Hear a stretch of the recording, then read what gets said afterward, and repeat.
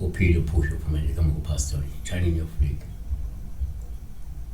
Inamba isizo kuphela ngoba uyimember i-channel so ngo-9 lapha ntambama kuphela uyafona au WhatsApp fona from Monday to Friday kuphela. Happy Mpofu sawubona mfundisi. Uma uphupho ligibele ihashi ngabe ushone yini ihashi injomane yini injomane is horse yini horse ihashi. So number 1 ukujwayelekile ihashi zingaba umuntu ingaba ingelosi ingaba isidalwa ingaba umoya omubi lo umuntu. 1 kokujwayelekile uma uphupha ihashi uphawu oluhle uma ulugibele olungenzeka ungalindela inhlanhla nenhlalakahle okanye ukuqashelwa lenqubela phambili impumelelo nokufeza kwefiso lakho.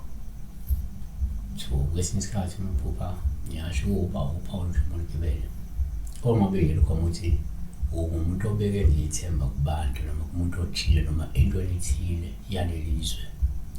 Amahubo 20:7 abanye inqola abanye amahashi kepha thina sithemba igama likaJehova uNkulunkulu wethu.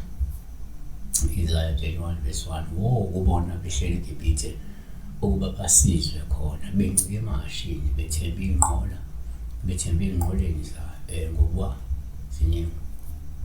3 kuyenzeka uma uphupha ihashi ube uphawu oluhle uma uligibele lusho ukuthi kungenzeka umuntu obambelele kumlingano omnene futhi okuthandayo nowusizo futhi okwesekayo.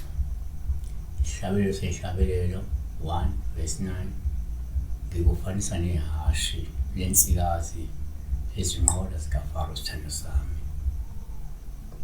4 ngokwesintu-ke uma uphupha ihashi uphawu olungaba luhle uma uligibele lusho ukuthi kungenzeka isidalwa sikulondolozile futhi sikulethele intuthuko noma-ke isidalwa lesi sakho siyathuthuka uma ukuthi kade usilungisa noma kukhona okade kulungiswa okuhambelana nelidala noma lesidana. So lingabe livele phawu. 5 futhi uma uphupha ihashi kuyaba uphawu olubi uma uligibele lusuke selikhomba impela ukuthi kungenzeka uyathwethulwa noma-ke okanye ungase uhambo olungabuyiyo olubangiselwe amathongo.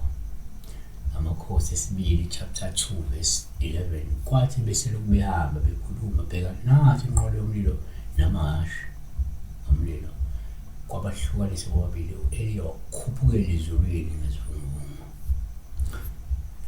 Yes, asivumeke ukuthi omunye amaphupho ihashi eligibele ngoba kunohamba ngesikhathi amaduze